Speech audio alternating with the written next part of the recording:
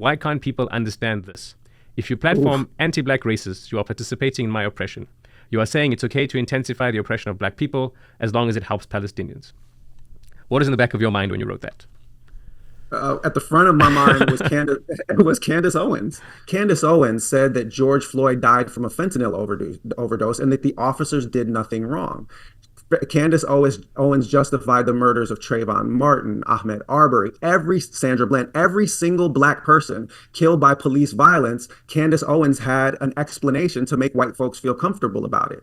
So understand that, like, if you platform that kind of person, that is what you are platforming. You are legitimizing state violence against black people just for being black.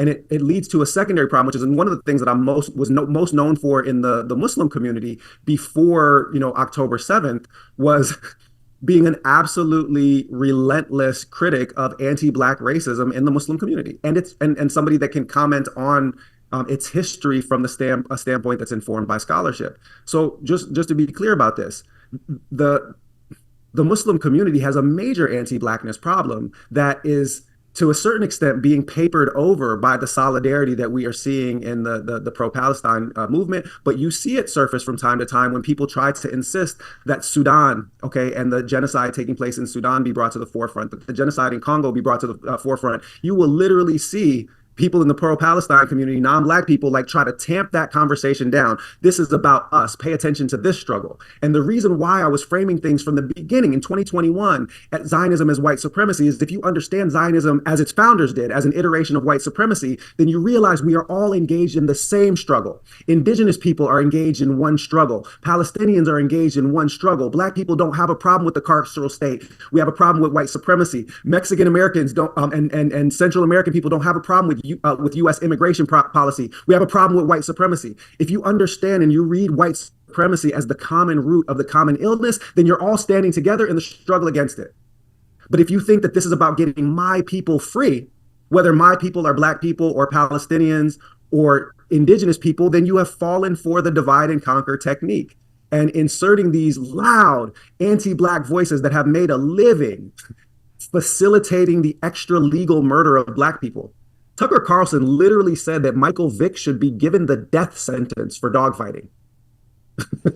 In 2008 or whenever it was. These are people that are literally painting targets on black folks' back. So when you platform them, you are betraying the movement because you are saying that I am going to prioritize the liberation of my people at the expense of yours. It's what black folks call crabs in a barrel syndrome. Okay, the crabs in a barrel, in order to get out, they got to crawl on top of the other crabs that are on top of them, and they just keep doing it, and so nobody ever gets out of the barrel. And this is how colonialism works, by the way. It creates race, then governs you on the basis of race. And so then you even start to think of your capacity for resistance and bandwidth for resistance as operating within this silo. So it's like, no, pay attention to me. This is my moment. And what is it costing? It's costing the common solidarity. So it's actually not just historical. The reason why I'm trying to think that we frame things in terms of white supremacy, it's very much forward looking, because if we understand that the struggles that black and brown people face, and indeed that all colonized and oppressed people face, are the same. If we realize that white people that apostatize from white supremacy are our friends and not our enemies, I don't have a problem with white people. I got a problem with white supremacy. And many of the agents of white supremacy are black and brown people like Candace Owens. So keep them off your airways and keep, essentially, all I will say about that is that it's incredibly costly to solidarity and extremely short-sighted. Okay. Again, this is on the theme of how on having a non-protracted noble solidarity. This you wrote on December 25th. At that point, 21,000 people in Gaza were killed, more than 8,000 children. This is the post. Palestinian liberation does not need Shaun King, but he should still never have been censored by Meta. He has been credibly accused multiple times, especially by black women, of being an ambulance-chasing crisis profiteer. Some of us won't amplify him, but he should not be silenced. What's your response to that, or your thoughts to your own work? Yeah, I mean, I remember, the late great Rafat Al-Harir, being asked about, Shaun King, and he said, "You mean Malcolm X?" I did, for the record, I did not call him Malcolm X. That was our Palestinian liberation hero that was martyred that said that. So here's what I'll say. One, I've been proven right. Him being deplatformed had exactly no impact whatsoever on the salience of Palestinian liberation in social media spaces. Um, I am somebody that has a deep aversion to white savior complexes, even when they are found amongst off-white people. Okay, I'm not going to get into the fact that Shaun King's birth certificate, says that he has two white parents. I don't think that that's significant to the conversation. As I said before, you don't have to be white to enact and reproduce the modalities of white supremacy. And one of the modalities of white supremacy is hero complexes and celebrity culture.